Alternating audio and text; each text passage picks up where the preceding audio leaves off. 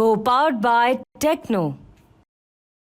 और साथ ही ईरान का नेवातीम एयरबेस तबाह करने का दावा भी है। नेवातीम एयरबेस पर दागी गई है कई मिसाइलें। ईरान की ओर से ये दावा किया जा रहा है और वीडियो भी आपको दिखा रहे हैं। नेवातीम एयरबेस का ये वीडियो है जहां कई मिसाइलें गिराई गई हैं ईरान की ओर से और ईरान दावा भी कर रहा है कि नेवातीम एयरबेस को हमले में तबाह कर दिया गया है।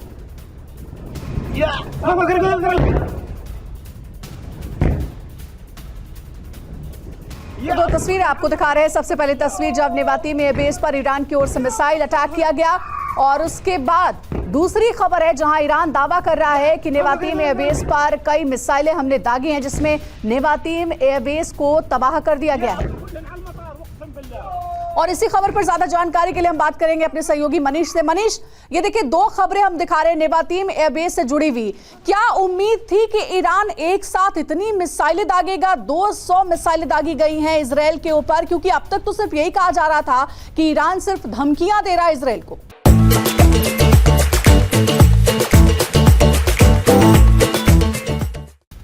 देखिए, हम लगातार कह रहे थे कि बात अब धमकी से बहुत आगे जा चुकी है और अब नेतन्याहू भी जो कह रहे हैं वो धमकी नहीं है, उनके तरफ से भी एक्शन होगा। लेकिन इजराइल ने भी कभी नहीं सोचा था कि ईरान के बैलिस्टिक मिसाइल इस हद तक इजराइल की सरजमी पर पहुंच जाएंगे और उसके अब तमाम वीडियो सामने आ रहे हैं, उसके सबूत भी सामने आ रहे हैं। हुआ यह कि इजराइल के पास 3 तरह के एयर डिफेंस सिस्टम है।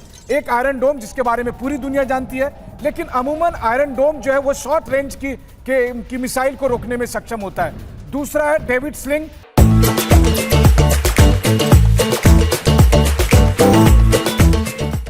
जो मध्यम दूरी के मिसाइल को रोकने में सक्षम होता है। लेकिन जब 2000 किलोमीटर से 1800 किलोमीटर से जब हमले होते हैं तो उसके लिए इजराइल के पास एरो 2 नाम का डिफेंस सिस्टम है, लेकिन उसकी संख्या कम है। उनको हाल ही में उन्होंने ऑपरेशनल किया है।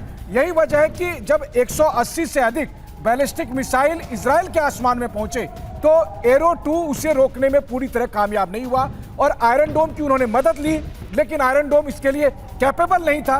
यही वजह है कि बहुत से मिसाइल अपने टारगेट को हिट करते हुए दिखाई दे रहे हैं और यही दुनिया के लिए सबसे बड़ा आश्चर्य है। बिल्कुल, और देखिए ये हमले शुरू हुए हैं और ये अभी तो शुरुआत है, यही माना जा रहा है, क्योंकि अब चेन ऑफ रिएक्शन और एक्शन ये सब शुरू होने वाला है। सारे संकेत वही हैं। और देखिए ईरान के हमले पर नेतन्याहू का पहला बयान सामने आया। ईरान ने रात में बड़ी गलती की है और ईरान को इसकी बड़ी कीमत चुकानी पड़ेगी। ये नेतन्याहू ने कहा है कि ईरान अब इसकी बड़ी कीमत चुकाएगा। बहुत बड़ी गलती ईरान ने रात में की है। איראן עשתה הערב טעות גדולה, והיא תשלם על כך. המשטר באיראן לא מבין את נחישותנו להגן על עצמנו, ואת נחישותנו לגמול לאויבינו.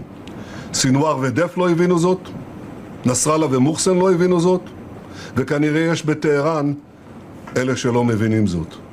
הם יבינו. נעמוד בכלל שקבענו. מי שתוקף אותנו, אנחנו תוקפים אותו. तो देखिए बेंजामिन नेतन्याहू ने साफ कहा, साफ लहजे में, जो हम पर हमला करेगा बदला लिया जाएगा। इजराइल का ऐलान आप देखिए, किस तरह से करारा जवाब मिलने की बात अब बेंजामिन नेतन्याहू इजराइल के प्रधानमंत्री बोल रहे। ईरान ने अपनी बर्बादी को न्योता दिया अपने आप में। अभी तक का सबसे बड़ा बयान माना जा रहा है ईरान के खिलाफ जो दिया गया है। छेड़ने वाले को हम छोड़ेंगे नहीं, यानी कि अब बख्शा नहीं जाएगा। आक्रमण का जवाब आक्रमण से दिया जाएगा। अब देखना होगा वो टाइमिंग क्या होगी। रवि, योव गैलेंट रक्षा मंत्री इजराइल के, वो क्या कह रहे हैं? हमला कर ईरान ने बड़ी गलती की है। गैलेंट का बयान ये आया है। अब ईरान रहेगा या इजराइल, ये अपने आप में एक बड़ी चेतावनी है। कमांड और कंट्रोल हमारा रहेगा, ये कह रहे हैं योव गैलेंट, इजराइल के रक्षा मंत्री। Co-powered by Techno।